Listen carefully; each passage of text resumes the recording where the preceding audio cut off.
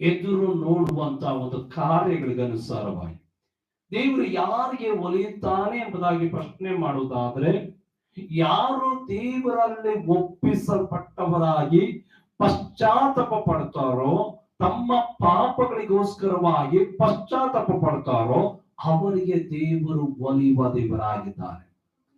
ಹಣ ಇದ್ದಾಗ ಒಲಿಯೋದಲ್ಲ, ಐಶ್ವರ್ಯ ಇದ್ದಾಗ ಒಲಿಯೋದಲ್ಲ, ಅನೇಕ ಅಧಿಕಾರ ಸ್ಥಾನಮಾನಗಳಿದೆ ಅಂತ ಅಂದ್ಬಿಟ್ಟು ದೇವರು ಒಲಿಯಲ್ಲ, ಅನೇಕ ವಿಧವಾದಂತ ಜನಾಂಗಗಳು ನಿನಗೆ ಸ್ತೋತ್ರವಾಗ್ಲಿ ಸಪೋರ್ಟ್ ಇದೆ ಎಂಬುದಾಗಿ ದೇವರು ಒಲಿಯುವನಲ್ಲ.